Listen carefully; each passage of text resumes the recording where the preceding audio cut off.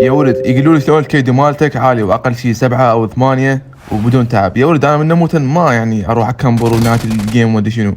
انا رجعت المدينه. متى رجعت المدينه؟ هذا اول واحد طقيته وهذا الثاني هم طقيته. يعني ارجع ابوشن واقتل ناس. المهم اخذت البي كيس هنا. هذا قبالي ابلع رشا.